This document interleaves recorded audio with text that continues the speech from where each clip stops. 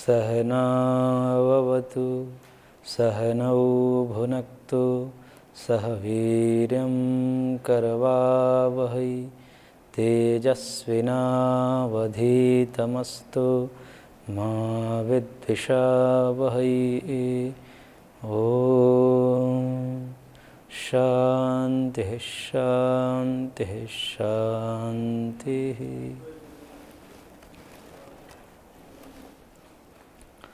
न्याय दर्शन की कक्षा में आपका स्वागत है। न्याय दर्शन का हम अध्ययन कर रहे थे। प्रथम अध्याय के प्रथम आह्निक के प्रथम 2 सूत्रों का अध्ययन हम कर रहे थे। 2 सूत्रों का एक अधिकरण है, एक प्रकरण है। 2 सूत्र से लेकर के 27 सूत्रों का एक प्रकरण आता है इस दर्शन में। तो ये प्रथम 2 सूत्र एक अधिकरण है, एक प्रकरण, एक टॉपिक है, जिसको विषय प्रयोजन संबंध अधिकरण कहा जाता है। एक सूत्र जो पहला सूत्र है, प्रथम सूत्र, प्रमाण प्रमेय संशय प्रयोजन दृष्टांत सिद्धांत अवयव तर्क निर्णयवाद जल वितंडा हेत्वाभास छल जाति निग्रह स्थानानाम तत्व ज्ञानान निश्रेयस अधिगमः। प्रथम सूत्र में विषय और प्रयोजन की चर्चा हुई। प्रमाण इसका विषय है और दुखों की निवृत्ति, दुखों का पूर्ण नाश हमारे जीवन में कैसे हो, ये इस शास्त्र का प्रयोजन है। इस 16 पदार्थों के तत्व ज्ञान से मुक्ति के वर्णन, इस पे संक्षिप्त थोड़ी सी चर्चा कर लेते हैं। कल थोड़ी सी चर्चा किए थे, आज इसमें कर लेते हैं। प्रथम तत्व है प्रमाण, जो इसका मुख्य प्रतिपाद्य विषय है। प्रमाणों के द्वारा ही अर्थ की परीक्षा करना इस शास्त्र का मुख्य प्रतिपाद्य विषय है। तो ये प्रमाण क्या है, हालांकि आगे चर्चा इस पर व्यापक चलेगी, लेकिन उससे पूर्व थोड़ी सी भूमिका रूप में हम इसको समझ लेते हैं। प्रमाण अर्थात प्रमीयते अनेन इति प्रमाणम, जिससे जाना जाता है, अर्थात ज्ञान का जो साधन है, जानने का हमारे पास जो साधन है, हम जिससे जानते हैं उसको प्रमाण कहते हैं। प्रमीयते अनेन इति प्रमाणम। और दूसरा है प्रमेय, जिसको जाना जाता है। प्रमाणों के माध्यम से जिसको जाना जाता है वो प्रमेय है। जिससे जाना जाता है वो प्रमाण हो गया, और जिसको जाना जाता है वो प्रमेय हो गया। ये कुछ पारिभाषिक शब्द हैं, इसको समझना पड़ता है। तो प्रमाण और प्रमेय, प्रमाणों से जाना जाता है, प्रमेय को जाना जाता है। अर्थात प्रमाण जानने का साधन है और प्रमेय को जाना जाता है। प्रमाण, प्रमेय, संशय, तीसरा पदार्थ है इसमें संशय। और इस संशय के चलते ही इस शास्त्र की एक अलग महिमा है। 4 प्रकार की विद्याओं का वर्णन आता है। 4 प्रकार की विद्याएं होती है, जिसमें वेदत्रयी, वार्ता, दंड नीति और आन्वीक्षिकी विद्या, ये 4 विद्याएं होती है। जिसमें वेदत्रयी कर्मकांड से संबंधित है, ऋक यजुः साम, ये 3 को वेदत्रयी बोलते हैं। वार्ता, जिसमें कृषि, गोरक्ष और वाणिज्य की चर्चा होती है, उसके वार्ता विद्या कही जाती है। उससे संबंधित जो शास्त्र हैं उसको वार्ता के अंतर्गत लेते हैं। दंड नीति, जो दंड से संबंधित है, राजकाज से संबंधित है, राजनीति से संबंधित है, उसके अंतर्गत वो विद्याएँ आती हैं। और चौथी जो विद्या है आन्वीक्षिकी विद्या, इसमें समस्त अध्यात्म शास्त्रों का समावेश है। अर्थात अध्यात्म विद्या उपनिषद से लेकर के दर्शन तक सारी विद्याएं अध्यात्म के अंतर्गत आती हैं। परंतु इसी अध्यात्म विद्या के अंतर्गत ये न्याय दर्शन आता है। और अन्य अध्यात्म विद्याओं से ये विद्या अलग इसीलिए है कि इस विद्या में पदार्थ के रूप में संशय को स्वीकार किया गया है। अर्थात संशय को यहाँ पर महत्व दिया गया है कि आप संशय करो, संशय होनी चाहिए, क्योंकि बिना संशय के आप तत्व ज्ञान की प्राप्ति नहीं कर सकते। संशय अर्थात संदेह, जिसको आम भाषा में शक बोलते हैं, शक करना, वो अलग अर्थ में है, परंतु संदेह करना एक ही विषय में द्विकोटिक ज्ञान करना, दो प्रकार का ज्ञान हो करना कि यह व्यक्ति दोषी है या निर्दोष है। तो एक ही व्यक्ति के विषय में दो प्रकार के ज्ञान उत्पन्न हो गया, एक कह रहे दोषी है, एक कह रहा है कि निर्दोषी है। अब यहाँ से सत्य और असत्य का निर्णय प्रारंभ होगा। इसलिए इस शास्त्र की महिमा है, अन्यत्र शास्त्रों में संशय का कोई स्थान नहीं है, क्योंकि गीता कहती है अज्ञस्य श्रद्धानस्य संशय आत्मा विनश्यति, कि जो अज्ञानी हैं, जो संशयित हैं, उनका तो सर्वथा विनाश ही है। इसलिए आप वहाँ पर संशय नहीं कर सकते। उपनिषद आदि वेदांत में और अन्य जो दर्शन है वहाँ पर आप संशय नहीं कर सकते। संशय वहाँ पर निंदित अर्थ में है, वहाँ पर आप संशय नहीं कर सकते। परंतु ये भी अध्यात्म विद्या है, इसके अंदर संशय का स्थान दिया गया है कि आप संशय करो, संदेह करो। इसलिए इस शास्त्र की महिमा अलग से है और इसलिए एक अलग शास्त्र के रूप में इसकी प्रतिष्ठा है, संशय नामक पदार्थ के चलते। तो प्रायः एक भ्रांति का विषय ये रहता है कि हम इन मामलों में संदेह नहीं कर सकते, शक नहीं कर सकते, संशय नहीं कर सकते धर्म के विषय में प्रायः। परंतु ऐसा नहीं है। यह शास्त्र आपको संशय करने की अनुमति देता है, संशय को एक पदार्थ के रूप में स्वीकार करता है। आप संशय करिए, संशय करनी चाहिए, तभी जाकर के सत्य सत्य का निर्णय हो पाएगा, वरना निर्णय कठिन है। तो संशय को एक पदार्थ के रूप में यहाँ स्वीकार किया गया है, इसलिए इस शास्त्र की महत्ता और बढ़ जाती है और यह शास्त्र लोकप्रिय भी हो जाता है, सबके लिए यह ग्राह्य हो जाता है। क्योंकि प्रायः लोग तर्क के अनुसार बात को मानना चाहते हैं और जो तर्क पर खरा नहीं उतरता उसको स्वीकार नहीं करना चाहते। इसलिए यहाँ पर आप पूरी तरह से स्वतंत्र हैं, प्रश्न कर सकते हैं और जो भी आपके अंदर प्रश्न है वो सारे प्रश्न इसमें समाहित है। इस शास्त्र में सारे प्रकार के संशय, जिज्ञासाएं, प्रश्न समाहित है। उसको यथा अवसर पर आपको समझाया जाएगा, प्रश्न कैसे उठा करके फिर उसका समाधान कैसे आचार्य देते हैं। इसलिए इसकी महिमा और बढ़ जाती है संशय नामक पदार्थ के चलते, क्योंकि यह संशय नामक पदार्थ और कहीं नहीं है। तो संशय की क्यों आवश्यकता पड़ी? भाई क्यों संशय हम करें जब शास्त्र पहले से ही निर्णय कर चुके हैं और वो आप्त पुरुष हैं जो शास्त्र रचने वाले, वो ऐसा कहते हैं, तो उन विषय में संशय करने की आवश्यकता क्या है? तो करे कि नहीं, वो उनका प्रत्यक्ष है, उन्होंने उस प्रकार जाना समझा, लेकिन हम उसको कैसे समझे ये सत्य है या असत्य है? हमको भी तो संतुष्टि करनी है, क्या पता गलत भी हो सकता है। तो उसको समझने के लिए फिर एक ही हमारे पास साधन है, वो प्रमाण है। उन प्रमाणों के माध्यम से हम इसको जानेंगे, तर्क करेंगे, उस तर्क, युक्ति, तथ्य, प्रमाण के आधार पर हम स्वीकार करेंगे। इसलिए संशय आवश्यक है। संशय करने से फिर निर्णय पर पहुंचते हैं और वो निर्णय जो है फिर आस्था, श्रद्धा, विश्वास में बदल जाती है। इसलिए श्रद्धा, विश्वास, आस्था को दृढ़ करने के लिए उससे पूर्व तर्क अत्यंत आवश्यक है। और उस तर्क कहाँ से प्रारंभ होगा? तो संशय से प्रारंभ होगा। इसलिए वर्तमान में भी जो जैसे किसी को पुलिस गिरफ्तार करती है तो कहती है कि हमने इसको संदेह के आधार पर गिरफ्तार लिया है। कोई वहाँ पर उसके पास कोई साक्ष्य नहीं रहता, फिर भी शक के आधार पर, संदेह के आधार पर उसे गिरफ्तार करती है और फिर आगे प्रक्रिया चलाती है। फिर उससे वो निर्णय पर पहुँचती है कि ये दोषी है या निर्दोषी है। यही प्रक्रिया है और ये सत्य ऐसा होना चाहिए।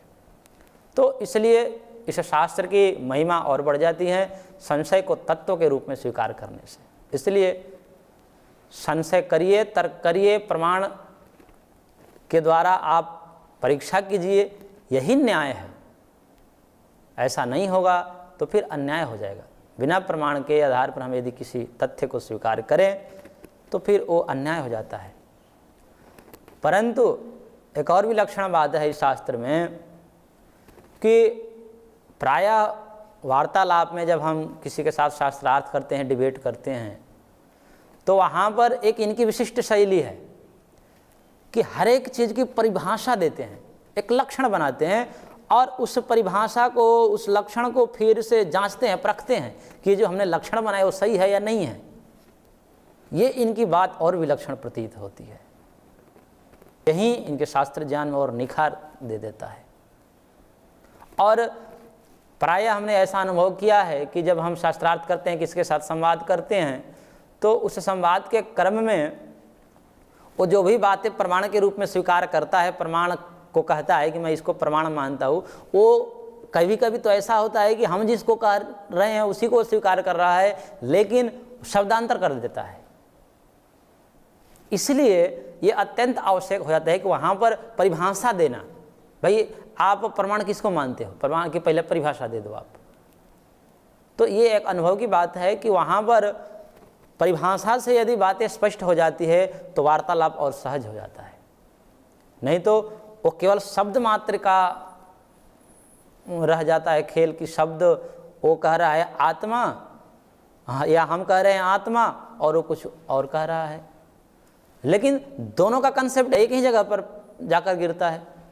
इसलिए वहाँ पर ऐसा लगता है कि ये शब्द मात्र का भेद है और हम जूझते किस पर हैं, हम शब्दों को लेकर जूझे रहते हैं। उससे पूर्व परिभाषीकरण उसका हो, उसका लक्षण बताया जाए, उससे पूछा जाए कि भाई आपके कहने का तात्पर्य क्या है, आप प्रमाण की परिभाषा पहले दे दो, आप प्रमाण किसको मानते, इसको परिभाषा कर दो। फिर यदि वो परिभाषा देता है, उस परिभाषा की आप जांच करो कि ये इसकी परिभाषा सही या नहीं है। वो आगे बताएंगे कैसे परिभाषाओं की जांच होती है, कैसे लक्षण की जांच होती है। कल मैंने बताया था कि 3 स्तंभ हैं इस शास्त्र के, उद्देश्य, लक्षण और परीक्षा। पहले तो नाम कथन कहते हैं, जो प्रथम अध्याय में चलेगा, प्रथम सूत्र में ही कह दिया नाम, और लक्षण बताएंगे जो पूरा प्रथम अध्याय है इसमें लक्षण का वर्णन आएगा। फिर दूसरे अध्याय से लेकर के आगे जो है 5वें अध्याय तक वो परीक्षा का क्रम है, समस्त जो लक्षण बनाए हैं उनकी परीक्षाएं चलेगी। तो ये विलक्षणवाद है और ये संवाद में अत्यंत आवश्यक है कि परिभाषा करना और फिर उनकी परिभाषा का जांच करना, ये परिभाषा सही है ना, सही है या गलत है, कैसे पता चले। इसके एक सरल उपाय है। जैसे हम कोई बात कर रहे हैं, जैसे कहें कि भाई गौ की चर्चा चलिए, गाय किसे कहते हैं, तो गाय किसे कहते हैं इस विषय में उनसे पूछा जाए कि भाई कि गाय का आप लक्षण बताओ, आप गाय कहना किसको चाहते हो, क्या पता वो गाय किसी दूसरे को कह रहा हो, या हम जिसको गाय कह रहे हो उसको किसी और शब्द से कह रहा हो, हम दोनों लड़ रहे हैं। और निर्णय क्या है, निर्णय वही है कि भाई शब्द मात्र के लिए हम लड़ रहे थे। जो भी संवाद 2-3 घंटे चला और अंत में निर्णय निकला कि इसका हम मान भी वही रहा था, हम भी वही मान रहे थे, दोनों का मान्यताएं तो समान है, बस शब्द का अंतर है। तो शब्द के लिए शास्त्रार्थ नहीं होते, शब्द मात्र का अंतर रहेगा, परंतु तथ्य वही हो, मान्यताएं वही हो। इसके लिए अत्यंत आवश्यक है कि परिभाषा दी जाए उसकी। तो परिभाषा कैसे देंगे, मान लो कि गौ पे चर्चा चल रही है तो उस गौ का लक्षण बताया जाएगा, गाय किसे कहते हैं भाई। अब गाय का लक्षण बनाना है तो क्या बनाएंगे, गाय का लक्षण, गाय किसे कहते हैं। कोई ऐसा यदि बना दे लक्षण कि जो दूध देती है उसे गाय कहते हैं, अब दूध देती है उसे गाय कहते हैं, इसका लक्षण ही ठीक नहीं है। दूध तो बकरी भी देती है, दूध तो भैंस भी देती है, भेड़ भी देती है दूध। तो इस लक्षण को यदि गाय का लक्षण बना दिया जाए तो इससे कोई परख ही नहीं सकता गाय कौन है, वो समस्त जातियाँ इसमें आ जाएगी और भी जो दूध देने वाली है। तो ये लक्षण गड़बड़ है। फिर उससे कहा जाएगा भाई आपका लक्षण सही नहीं है, लक्षण और दो, सही लक्षण दो। इसमें अतिव्याप्ति जा रही है, किसी और भी जानवर में जा रहा है ये लक्षण। तो फिर वो कह सकता है और कुछ देगा कि भाई जो काली है, सिंह वाली है, 4 पैर वाली है वो गाय है, ये भी लक्षण ठीक नहीं है। काली भैंस भी होती है, सिंह वाली वो भी होती है, 4 पैर उसके भी होते हैं। इस प्रकार से जब लक्षण देखते हैं तो पता चलता है, अंत में कोई सटीक लक्षण बताना पड़ेगा कि भाई जो केवल उसी में हो। लक्षण का मतलब ये होता है कि लक्षण हम उसके किसी विशेष गुण धर्म को लेकर बनाते हैं कि जो केवल उसी में हो, अन्यत्र न हो। तो लक्षण के रूप में क्या स्वीकार करेंगे, तो शास्त्रकार ने कहा कि जिसकी शासना और ककुद हो उसे हम गाय कहेंगे। शासना बोलते हैं गलकंबल जो उसके गर्दन के नीचे लटकता रहता है, उसके गलकंबल को शासना कहते हैं। और ककुद जो उसका गर्दन के ऊपर एक मांसपिंड रहता है जिसको डिल्ला या कुबड़ बोलते हैं। ऐसे पशु को, जो सासना और ककुदमान जो पशु है, जो उसको हम कहेंगे गाय। तो अब ये जो लक्षण है ये कहीं अन्यत्र आपको नहीं मिलेगा, ये गाय में मिले। तो ये गाय के सटीक लक्षण हैं। इस लक्षण के द्वारा हम गाय को पकड़ सकते हैं और गाय की पहचान कर सकते हैं। यदि कोई व्यक्ति गाय को नहीं देखा है, नहीं जाना है पहले से, उसको ये लक्षण बता दिया जाए कि भाई एक ऐसी प्राणी है जिसके सासना और ककुद होते हैं, गलकम्बल, और उसके कंधे पर एक मांसपिंड होता है जिसे कुबड़ या डिल्ला बोलते हैं अलग अलग भाषाओं में, अलग अलग जगहों पर, उसको गाय कहते हैं। अब इसके माध्यम से वो समझ सकता है, जा करके देखेगा और कोई ऐसा पशु उसको दिखाई दे जो इनके दोनों लक्षण उसमें मिलते हैं तो उसको कह देगा हाँ ये गाय है। तो इससे व्यवहार होते हैं। तो इस प्रकार शास्त्रार्थ में, वहाँ पर संवाद में परिभाषा दी जाए, लक्षण दी जाए कि हाँ भाई प्रमाण किसे कहते हो, आपके लक्षण, प्रमाण मानने का क्या मतलब है। यदि वो कोई लक्षण देता है उस लक्षण की जांच की जाए, आप उसे जांच करिए कि ये लक्षण है सही और व्यवहारिक धरातल पर सही उतर रहा है या नहीं उतर रहा है। यदि नहीं उतर रहा है तो लक्षण ठीक नहीं है, उससे फिर कहा जाए कि भाई आपका ये लक्षण ठीक नहीं है, गलत है। यह एक बहुत जरूरी चीज हो जाती है संवाद में कि लक्षण दिया जाए, परिभाषा दी जाए। वहाँ पर आप मानते क्या हो, आप सुख की परिभाषा दो। और शास्त्र की एक मेरे को बहुत सबसे अच्छी बात ये लगती है कि ये परिभाषा बड़ी सटीक ढंग से और गिने चुने शब्दों में देते हैं। वो पूरी व्याख्या लंबी चौड़ी नहीं रहती, आगे केवल सूत्र रूप में आपको पता चलेगा कि कैसे ये लक्षण देते हैं, पूरे सटीक और गिने चुने शब्दों में, सधे शब्द में, ज़्यादा लंबी चौड़ी उसमें नहीं कि 2-3 पृष्ठों की एक लक्षण, ऐसा नहीं होता है। गिने चुने शब्दों में, एक सूत्र में, छोटे से सूत्र में ये परिभाषा इनके देते हैं। यह शैली जो है अत्यंत व्यावहारिक है और इसको समझना संवाद के लिए अत्यंत आवश्यक हो जाता है कि भाई परिभाषा दो इसकी, इसका लक्षण आप करो। इन 16 तत्वों के अंतर्गत संशय को रखा गया। इस संशय के चलते ही इस शास्त्र की और महिमा बढ़ जाती है, क्योंकि अन्यत्र संशय करना निंदा अर्थ में ले जाता है, वो ठीक नहीं होता। परंतु यहाँ पर संशय करना तत्व की प्राप्ति के लिए आवश्यक है। आप संदेह कर सकते हैं, संशय कर सकते हैं। बिना संशय की वो आपकी जिज्ञासा जो है उसकी निवृत्ति नहीं हो सकती। सत्य के निर्णय पर आप नहीं पहुँच पाएंगे, इसलिए संशय अत्यंत आवश्यक है। आगे 16 तत्वों की चर्चा चलेगी। ये कुछ मुख्य बात था प्रथम सूत्र में, इसलिए इसको मैंने आवश्यक समझा बताना। एक चीज़ और इसमें है आवश्यक चीज़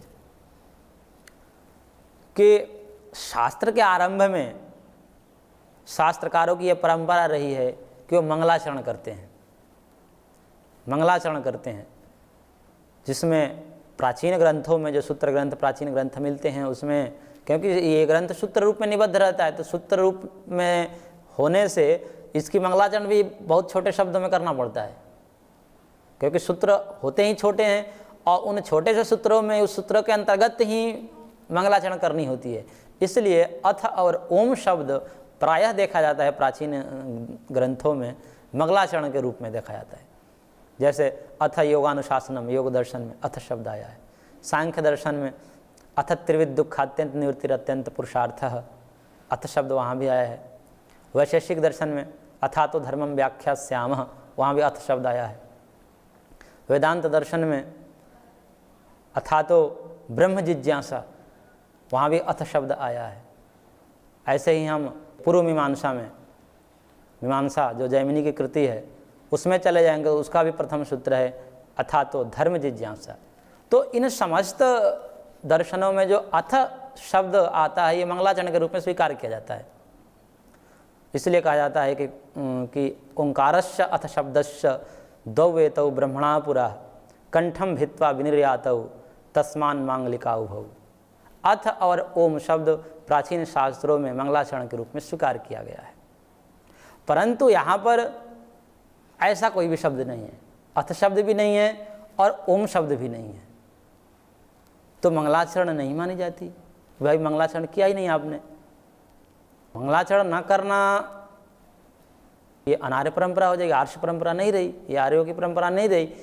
ये सामान्य लोक व्यवहार में भी देखा जाता है कि एक अत्यंत जो लौकिक व्यक्ति है, जो ज़्यादा शास्त्र को नहीं जानता, वह भी अपने किसी कार्य को आरंभ करने से पहले भगवान का नाम स्मरण करता है। ये हमारी आर्य परंपरा रही है और ये जनमानस में व्याप्त है और ये प्रामाणिक है। शास्त्रकार इस पर बड़े बड़े चिंतन किए हैं कि मंगलाचरण क्यों आवश्यक है। महर्षि कपिल ने अपने सांख्य दर्शन में इसकी चर्चा करते हुए उन्होंने कहा 5वें अध्याय के प्रथम सूत्र में कि मंगलाचरणम शिष्टाचारात् फल दर्शनात् श्रुति तस्यैति। मंगलाचरण क्यों आवश्यक है? तो उन्होंने कहा कि मंगलाचरणम शिष्टाचारात्, ये शिष्टों का आचरण होने से, शिष्ट का आचरण अर्थात जो श्रेष्ठ पुरुष हैं, जो प्रामाणिक पुरुष है, जो आप्त पुरुष हैं, जो हमारे पूर्वज हैं, उन श्रेष्ठ जनों का ये आचरण होने से, क्योंकि वो करते आए हैं, वो श्रेष्ठ हैं हमसे, तो वो जो करते आए हैं उनका अनुकरण करना ये हमारा कर्तव्य होता है। जो श्रेष्ठ जन जिसको करते हैं उनका प्रायः पीछे वाले लोग हैं वो उनका अनुकरण करते हैं। तो पहला ही हेतु ये है कि भाई श्रेष्ठ लोग ये करते आए हैं, ऋषि मुनि करते आए हैं, इसलिए करना चाहिए, इसमें कोई ज़्यादा लंबी चौड़ी बात नहीं है। शिष्टों का आचरण होने से, शिष्ट पुरुष ऐसा करते आए हैं, ऋषि मुनि जो हमसे विद्वान हैं, हमसे श्रेष्ठ हैं, हमसे आचरण में श्रेष्ठ हैं, हमसे ज्ञान में श्रेष्ठ हैं, हमसे कर्म में श्रेष्ठ हैं, वैसे व्यक्ति करते आए हैं, तो उन श्रेष्ठों का अनुकरण करना ही हमारा कर्तव्य हो जाता है। मंगलाचरणम शिष्टाचारात्, ये शिष्टों का आचरण होने से, फल दर्शनात्, दूसरा हेतु दिया कि मंगल का आचरण अर्थात भगवान का नाम लेना, भगवान का नाम स्मरण करना, ये मंगल माना जाता है। मंगल कार्य है तो मंगल कार्य का फल भी मंगल होगा। कोई अमंगल ऐसा देखा नहीं जाता कि भगवान का नाम कोई ले लिया वह मंगल हो जाता। भगवान का नाम तो ऐसा कहते हैं कि प्रमाद में भी कोई ले ले तो भी मंगलकारी ही होता है, क्योंकि भगवान का नाम ही होता है क्लेशों का हरण करने वाला। नाम मात्र का स्मरण से ही क्लेश उसके नष्ट होते हैं। तो इससे कोई अनिष्ट देखा नहीं जाता कि भगवान का नाम स्मरण करने से किसी का अनिष्ट हो, तो अच्छे शुभ फल भी देखे जाते हैं इसके। तो मंगलाचरणम शिष्टाचारात् फल दर्शनात् श्रुति तस्यैति। और श्रुति कहती है, श्रुति कह रही है, वेद कह रहा है, वेद की यह परंपरा, ऋग्वेद के प्रारंभ में ही, ऋग्वेद के प्रथम मंत्र ही अग्निमीणे पुरोहितम यज्ञस्य देव मृत्युजम, उसमें अग्नि में ईड़े, वहाँ अग्नि की स्तुति की गई है। इसलिए अग्नि की स्तुति भगवती श्रुति कर रही है, इसलिए भगवती श्रुति हमारे यहाँ अत्यंत प्रामाणिक है, उसको प्रामाणिक माना जाता है। क्योंकि ऐसा ऋषियों का मत है कि ऋषि स्वयं कहते हैं कि जब हमारा मत और श्रुति का मत दोनों टकराने लगे, दोनों में ऐसा प्रतीत आपको होने लगे कि ऋषि का मत जो है विरुद्ध जा रहा है श्रुति के मत के, तो वहाँ पर स्वयं ऋषि कहते हैं कि हमारी बात को आप मत मानना, ऋषि ये श्रुति की बात प्रमाण मानना। तो श्रुति बलवती होती है और श्रुति के अनुकूल जो आचरण कर रहा है, जो बोल रहा है या जो ग्रंथ लिख रहा है, वह प्रमाणिक माना जाता है। जो वेदानुकूल हो, शास्त्रानुकूल है, यदि वह व्यक्ति शास्त्र के अनुकूल, वेद के अनुकूल अपना आचरण कर रहा है, वह इस प्रकार का ग्रंथ लिख रहा है, तब उसकी प्रामाणिकता आती है। नहीं तो उसको प्रामाणिक नहीं माना जाता है। शास्त्र अनुकूल ना हो तो उसको प्रामाणिक नहीं माना जाता है। जो श्रुति के अनुकूल है वही प्रामाणिक है। तो ये तीन हेतु वहाँ पर दिए गए, मंगलाचरणम शिष्टाचारात् फल दर्शनात् श्रुति तस्यैति। मंगल का आचरण होने से, शिष्ट पुरुषों का आचरण होने से, शुभ का फल भी शुभ देखे जाने से, और श्रुति ऐसा कह रही है, इन तीन कारणों से मंगलाचरण अत्यंत आवश्यक है, यह करणीय है और यह प्रामाणिक है। तो इस प्रकार से मंगलाचरण की प्रामाणिकता सिद्ध होती है। तो अगले अंक में हम ये देखेंगे कि मंगलाचरण महर्षि ने क्यों नहीं किया, तो इसको अगले अंक में देखेंगे। तब तक के लिए धन्यवाद।